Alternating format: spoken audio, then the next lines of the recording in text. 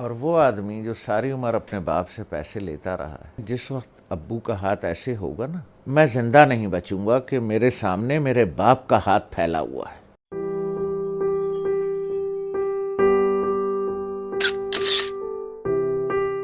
تو ہم امی کے کمرے میں بیٹھے تھے، وہ اپنے سامنے بیٹھی ہوئی تھیں۔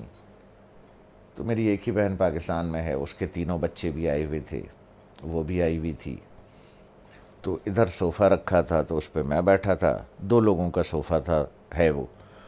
تو والد صاحب برابر میں بیٹھے تھے، تو سب لوگ باتیں کر رہے تھے، تو میں نے کچھ 2-4 پیسے نکال کر کے والد صاحب کو ویسے ہی پیش کر دیے۔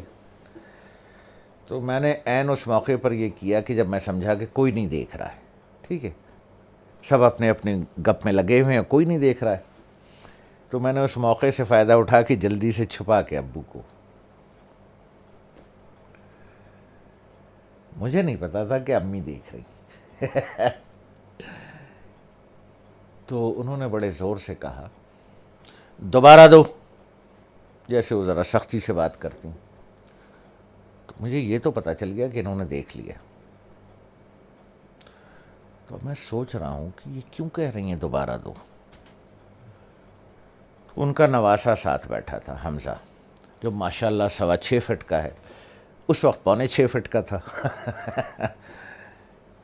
تو مجھے تو انہوں نے بہت سختی سے کہا دوبارہ دو، اور اپنے نواسے سے کہا، حمزہ دیکھو ماموں نانا کو کیسے پیسے دے رہے ہیں۔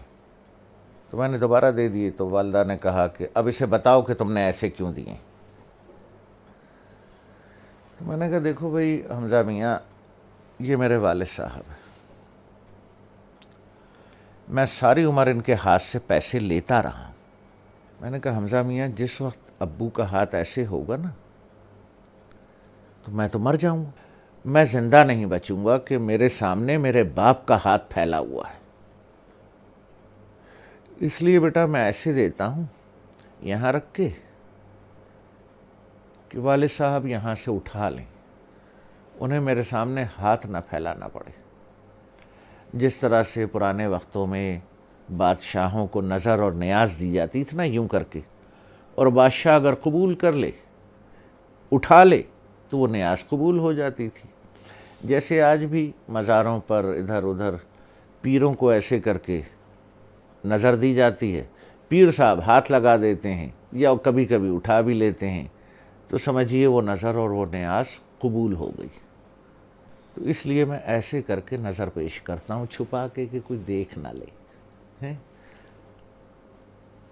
کہ باپ ہاتھ پھیلا رہا ہے۔ نہیں نہیں نہیں، باپ نظر قبول کر رہا ہے، اس نے ہاتھ لگا دیا تو قبول ہو گیا۔ اب وہ حدیث مبارک کا مفہوم ذہن میں لائیں، جب سرکار رحمت اللہ عالمین صلی اللہ علیہ وسلم نے بیٹے کا گریبان پکڑ کے کہا کہ تو اور تیرے پاس جو کچھ ہے تیرے باپ کا۔ لوگ بھاگتے ہیں، میں آخری بات کروں، لوگ بھاگتے ہیں وہ فلانے پیر صاحب سے دعا کرا لیں، ہیں جی، وہ فلانے مزار پہ دعا کر لیں، وہ پیر صاحب کا جھوٹا پانی پی لیں، ہیں جی، وہ پیر صاحب کی جوتیاں اٹھا لیں، بخشے جائیں گے، ثواب ملے گا۔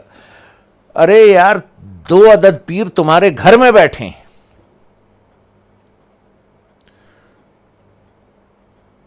ایک عورت ایک مرد، 2 پیر تمہارے گھر میں بیٹھے ہیں یار، جا کے ان کی جوتیاں سیدھی کر،